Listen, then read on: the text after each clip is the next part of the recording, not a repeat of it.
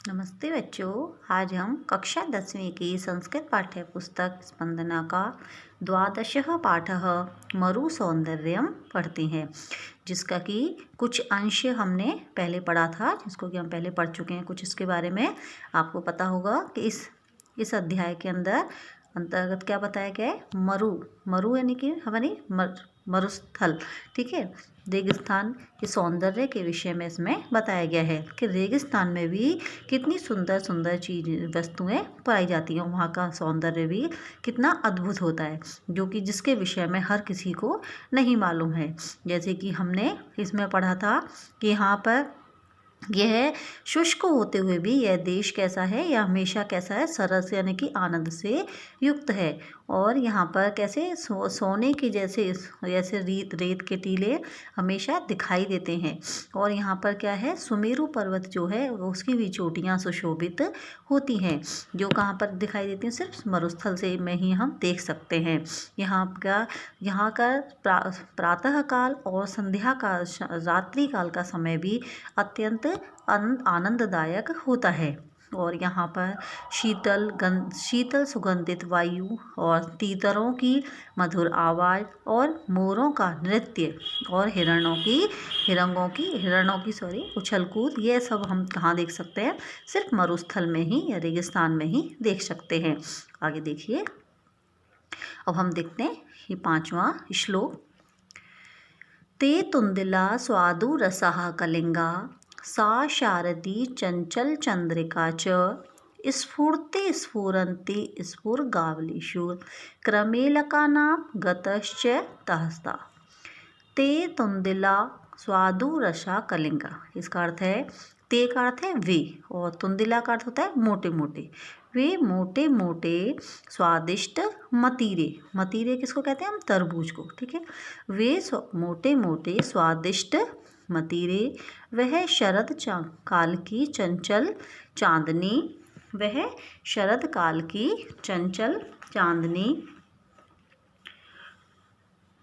वह पक्षियों की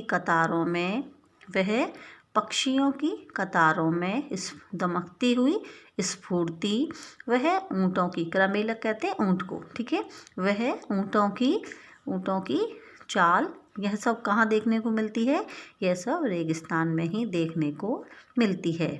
फिर से देख सकते हैं, वे मोटे मोटे स्वादिष्ट मतीरे या तरबूज, वह शरद काल की चंचल चांदनी, वह पक्षियों की कतारों में दमकती हुई स्फूर्ति, और वह ऊँटों की चाल, यह सब कहाँ पर, रेगिस्तान में ही देखने को मिलती है, ठीक है।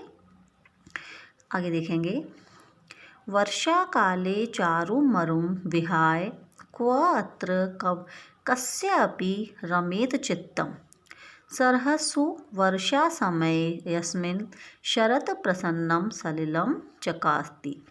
वर्षागमे यानी कि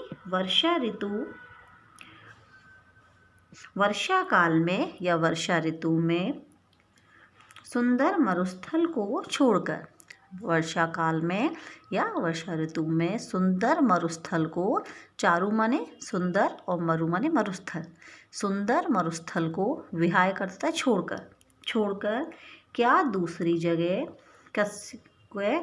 अन्यत्र कस्यापि, क्या दूसरी जगह किसी का भी मन रमण कर सकता है, क्या दूसरी जगह किसी का भी मन रमण कर सकता है या लग सकता है। सरहसु वर्षा समय अपि यस्मिन् शरत प्रसन्नम सलिलम चकास्ति। सरसु, क्योंकि जिस मरुस्थल में वर्षा के समय में भी सरोवरों में शरद ऋतु के समान निर्मल जल सुशोभित होता है। क्योंकि जिस मरुस्थल में यस्मिन माने जिसमें या जिस मरुस्थल में वर्षा समय भी यानी कि वर्षा के समय में भी सरोवरों में, सरस्सु का अर्थ है सरोवरों में, शरद प्रसन्न अर्थात शरद ऋतु के समान निर्मल जल सुशोभित होता है। अर्थात जिसमें वर्षा के समय में सुंदर मरुस्थल को छोड़कर कहीं दूसरी जगह भी किसी का मन क्या रमण कर सकता है या लग सकता है। क्योंकि वर्षा समय में जिस मरुस्थल में वर्षा के समय में भी तालाबों में शरद ऋतु के समान सुंदर जल सुशोभित होता है। इसलिए ऐसी सुंदरता को छोड़कर जाने का मन किसी का भी वहाँ से नहीं कर सकता है। आगे देखेंगे अगला श्लोक 7वां। गावः प्रसन्नाः मनुजा प्रसन्नाः देवाः प्रसन्नाः व्रतदानयज्ञै किं नाम यद् अन्न मरो समृद्धं विद्या समृद्धौ भवता विदेह। गावः प्रसन्ना अर्थात मरुस्थल में गाय प्रसन्न है। मनुज प्रसन्नः इसका अर्थ है मनुष्य प्रसन्न है। व्रत दान और यज्ञ के द्वारा देवता प्रसन्न है। देवा प्रसन्ना व्रत दान यज्ञ यानी व्रत दान और यज्ञों के द्वारा देवता भी जिस मरुस्थल में प्रसन्न है। ऐसा भय क्या है जिससे मरुस्थल संपन्न नहीं है। ऐसा वह क्या है जिससे कि मरुस्थल संपन्न नहीं है। इसलिए मरु प्रदेश को आपके द्वारा विद्या से संपन्न करना चाहिए। ऐसा वह क्या है जिसके द्वारा मरुस्थल संपन्न नहीं है। इसलिए भवता ने आपके द्वारा मरुस्थल को भी विद्या से संपन्न करना चाहिए। अर्थात यहाँ पर भी क्या देना चाहिए, क्या करना चाहिए, उनको ज्ञान देना चाहिए, अर्थात उनको पढ़ाना चाहिए वहाँ के लोगों को। हमने देखा होगा, सुना होगा कि जो मरुस्थल साइड की तरफ के जो लोग होते हैं, रहने वाले लोग होते हैं, उधर क्या होता है, पढ़ाई लिखाई का कम होता है। लेकिन वर्तमान में ऐसी स्थिति नहीं है। अब तो बहुत अच्छे से वहाँ पर भी तरक्की होने लगी है। इसलिए फिर से देखेंगे इसको।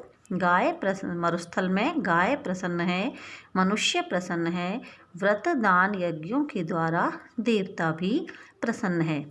ऐसा वह क्या है जिसके द्वारा मरुस्थल संपन्न नहीं है। अर्थात ऐसा क्या है जो कि मरुस्थल में उपलब्ध नहीं होता था, सब कुछ प्राप्त होता है। इसलिए आपके द्वारा मरुस्थल को विद्या से संपन्न भी करना चाहिए। अर्थात वहाँ पर विद्या अध्ययन भी कराना चाहिए वहाँ के लोगों को। आगे देखेंगे।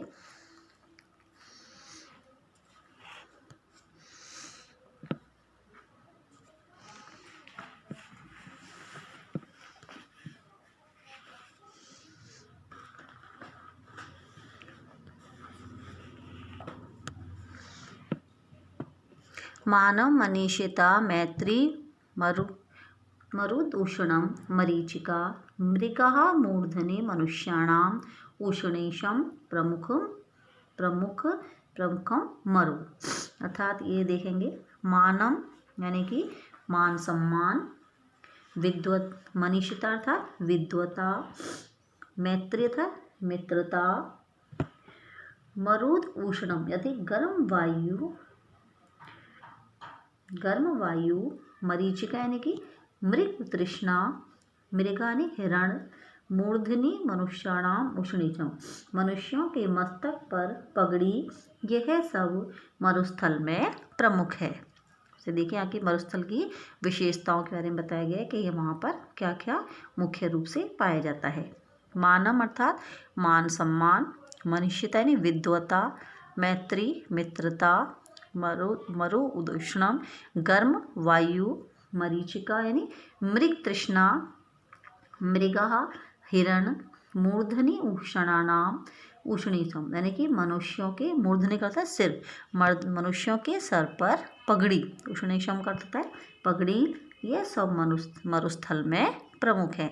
ये सभी विशेषताएं मरुस्थल के अंतर्गत पाई जाती हैं।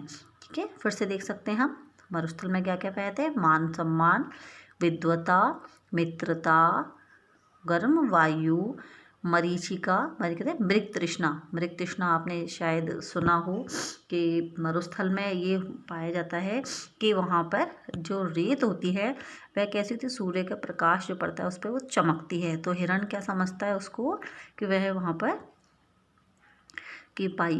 पर ये पानी है तो इस चक्कर वो वहाँ पर उसके लिए दौड़ता है, और इसलिए इसको क्या कह देते हैं हम, मृग तृष्णा भी कह देते हैं। मृगः, हिरण, मूर्धनि मनुष्यों के सिर पर पगड़ी, ये सभी मरुस्थल में प्रमुख हैं। तो देखिए ये इस पाठ के श्लोकों के क्या है, अन्वय हैं, इनको भी आप जरा ध्यान से देखेंगे। अब हम देखते हैं इस पाठ के अभ्यास प्रश्न। पहला है वस्तुनिष्ठ प्रश्न। पाठे अस्मिन् शरीर विज्ञान विचक्षणः इति विशेषणं कस्य कृते प्रयुक्तम्। इस पाठ में शरीर विज्ञान विचक्षण यह विशेषण किसके लिए प्रयुक्त हुआ है?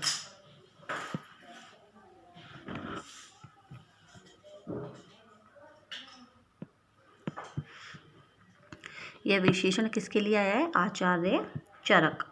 ठीक है, किसके लिए आया है? आचार्य चरक के लिए। दूसरा है मरु सुवर्णो नाही ये दृष्टः। मरुस्थल में जिसके द्वारा ये नहीं देखा गया है, जिसका अर्थ क्या हुआ? मरु भूमौ येन स्वर्णम न दृष्टम, मरु सुंदरम वर्णम येन न दृष्टः। और अगला है स्वर्णस्य मरुदेशः येन न दृष्टः, अर्थात इसका उत्तर क्या होगा? स्वर्णस्य मरु प्रदेशः येन न दृष्टः। इसका होगा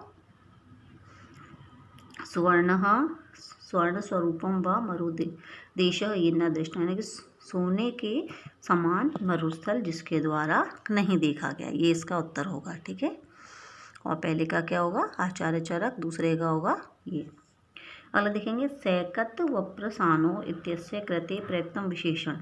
सैकत वप्रसानो, इसका ये विशेषण किसके लिए प्रयुक्त हुआ है? अर्थात सभी के लिए। ये आ जाएगा उपयुक्तानि सर्वाणि अपि, अर्थात इसमें ये सभी के लिए आया है। आगे देखेंगे मरो सौंदर्यम वर्धते विशेषतः। मरुस्थल का सौंदर्य विशेषतः बढ़ता है। कब बढ़ता है? वर्षा ऋतु। कब बढ़ता है? वर्षा ऋतु में। अगला देखेंगे मरुदेशे के प्रसन्नाः सन्ति। मरुस्थल में कौन प्रसन्न हैं? तो देख क्या है इसमें? एते सर्वे, सभी। अभी पढ़ा था ना हमने, कौन है? ये सभी प्रसन्न है। गाय भी प्रसन्न है, मनुष्य प्रसन्न है, देवता भी प्रसन्न है। मानव मनीषिता इत्यादि पद्यानुसारम कियन्ति वस्तूनि मरुदेशे प्रमुख्यानि प्रतिपद। मानव मनीषिता इत्यादि पद के अनुसार कितनी वस्तुएं मरुस्थल में प्रमुख हैं? तो कितनी वस्तुएं प्रमुख हैं? सप्त, अर्थात 7 वस्तुएं। 7 वस्तुएं क्या हैं? मरुस्थल में प्रमुख हैं। आगे देखेंगे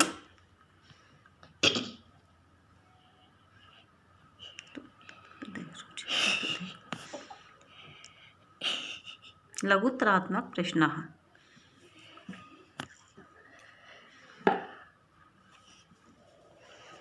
पहला देखेंगे अधोलिखित प्रश्नानाम उत्तराणि लिखन्तु। नीचे लिखे प्रश्नों के उत्तर लिखिए। पहला है चरक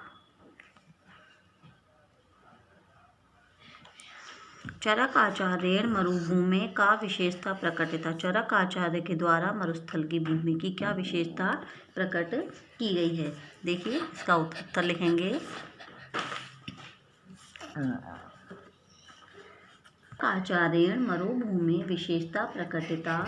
अयं देशः शुष्कः अपि स्नेह आर्द्रभावक रसै विशिष्टः नित्यं सरसः अस्ति। क्या लिखेंगे इसमें? ठीक है, इसका लिखेंगे अयं देशः शुष्क अपि, इसका उत्तर लिखेंगे अयं देशः शुष्कै अपि स्नेह आर्द्ररसै भावकरसै विशिष्टः नित्यं सरसः अस्ति। अगला प्रश्न देखेंगे मरुदेशे सैकत वप्रा कीदृशा अस्ति। मरु प्रदेश में प्रेत की टीले कैसे हैं? मरुदेशे सैकत वप्रा ते रम्या सुकोमला द्युतिमानाः हेमवर्णा च सन्ति। मरुदेशे सैकत वप्रा रम्या सुकोमला द्युतिमाना हेमवर्णा च सन्ति। आगे देखेंगे अगला प्रश्न वर्षागमे मरो शोभा कीदृशी भवति। वर्षा के समय में मरुस्थल की शोभा कैसी होती है। तो हम क्या लिखेंगे इसमें, वर्षागमे मरो शोभा सुंदरम भवति। कीदृशी हटा देंगे, फिर लिखेंगे सुंदरम भवति। तदा मरो सरहसु शरत प्रसन्नम सलिलम च अस्ति। ठीक है, अगला देखेंगे, मरु मरीचिका स्पष्टं कुर्वन्ति। मरु मरीचिका को स्पष्ट करिए। तो इसमें लिखेंगे, ग्रीष्म काले मरुभूमि दूरतः जलयुक्तं प्रतिभाति। तदा पिपासिता मृगा तां प्रति धावन्ति। एतादृशः दृश्यमेव मृगतृष्णा कथ्यते।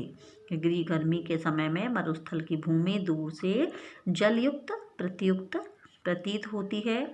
तब प्यासे हिरण उसकी ओर दौड़ते हैं। ऐसे ही दृश्य को मृगतृष्णा कहते हैं।